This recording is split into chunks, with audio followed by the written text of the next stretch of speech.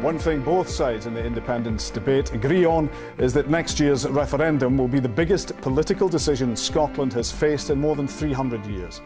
So you have said recently, and this is your quote, the political union does not work for Scotland anymore. It holds Scotland back and imperils our future. What is so wrong with remaining within the UK? Well, the first argument's a democratic one. I'm 58 years old. For 2/3 of my life, Scotland has not had the governments we vote for. For 2/3 of my entire lifetime, Scotland has voted in one direction, England has voted in a different direction, and because England is so much larger than Scotland, we end up with a government in Westminster which is not chosen by the Scottish people. So the first argument is essentially a democratic one, that nations, and Scotland as a nation, have a right of self-determination. And the second argument is about what you do with that democracy. I think it's a pretty universal law, anytime, anywhere, any place, that the best people to govern a country, the best people to choose how a country should be governed, are the people who live and work in that country. I think that applies everywhere, and I think it certainly applies to Scotland. One of the really principal big arguments for independence is the right to choose your own government, as opposed to having another country choose your government for you. It's the truth that people who take the best decisions about a nation's future are the people who live and work in that nation, and no other country is going to make better decisions about Scotland than the Scots will. I think that's the underlying and pretty universal truth. I think independence is about control of your finances, control of your resources, in the case of oil and gas or renewable resources in Scotland, but also control of your revenue. If you control your revenue and therefore control your spending and how to distribute that revenue among the population, then you are a genuinely independent country. With independence within the European Union, Scotland would control 100% all of its revenue base and would decide how to spend its finances. Currently, we are allowed control of less than 10% of our revenue base in the Scottish Parliament. Therefore, 10% is not independence. 100%, even independence within Europe, is independence. Because Westminster won't cede control over our economy and welfare. They've said no to that. They've rejected that. They say this far and no further. They will not concede control over Scottish oil and gas or major natural resources, or how to pursue the licensing for renewable energy, which is, we've got 1/4 of the potential marine renewable energy of the whole continent of Europe and Scotland. And we don't have control over the licensing provisions for that amazing natural resource. Now, London will not concede that. That's why we've got a democratic opportunity to refashion our relationship with London. People are entitled to have as many layers of identity as they wish.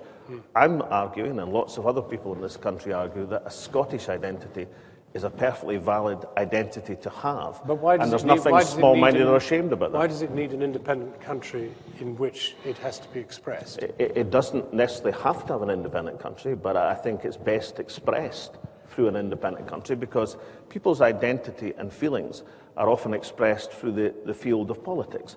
I happen to believe an independent Scotland, with the identity that we have, with the fellow feelings we have, will make better choices across a range of issues and create a better country than we will if we leave many decisions to Westminster.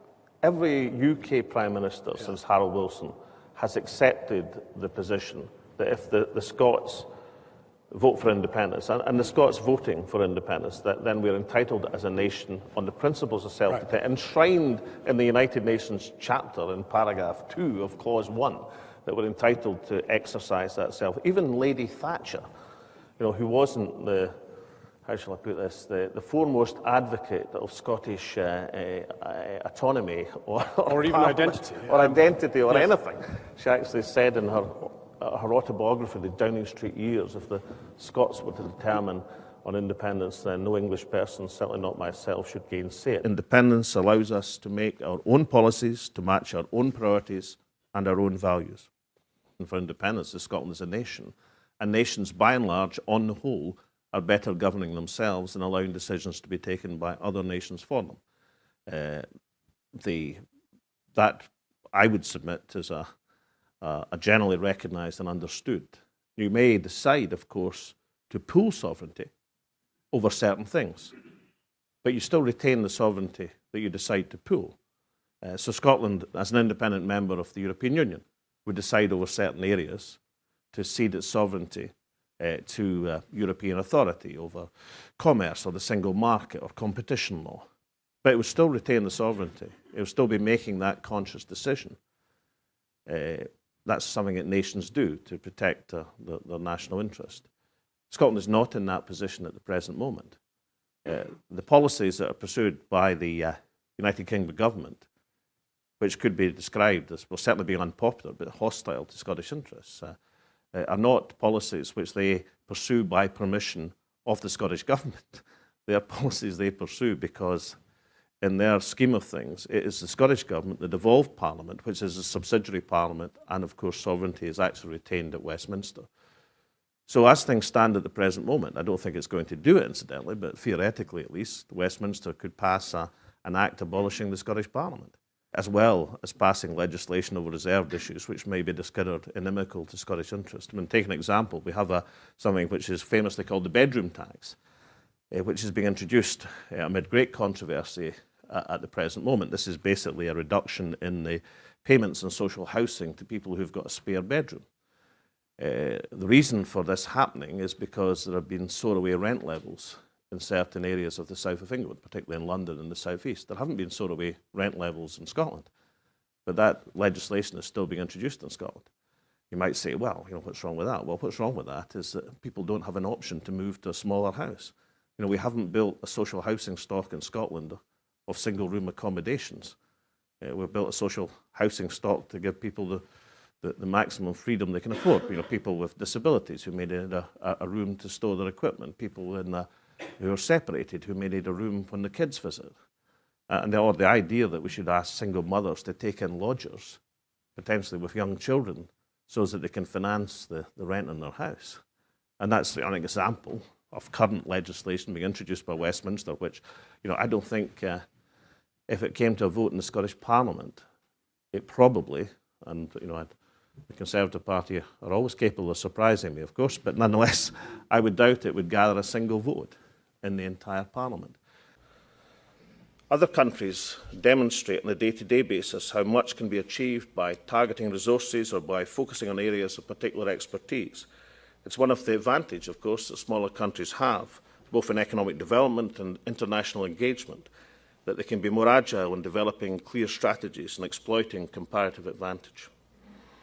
For example, Denmark and Sweden are global leaders in international development. Ireland plays a significant role in peacekeeping. Norway has developed particular expertise in conflict resolution. Scotland is in an excellent position to assist peace and reconciliation efforts. In recent years, we've already hosted important discussions such as those that led to the 2006 St Andrews Agreement, which helped progress devolved government to Northern Ireland.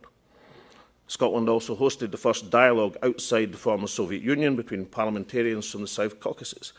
In 2003, delegations from Georgia, Armenia and Azerbaijan discussed the then frozen conflicts of that area. There's much more we can do as a sovereign state to host and support such initiatives. Not only is Scotland a good location for these kinds of meetings and discussions, but our current democratic journey, based on civic, non-ethnic and peaceful principles, provides a useful backdrop. Scotland can contribute much directly to the rest of the world as an active global citizen. This is something I look forward to immensely.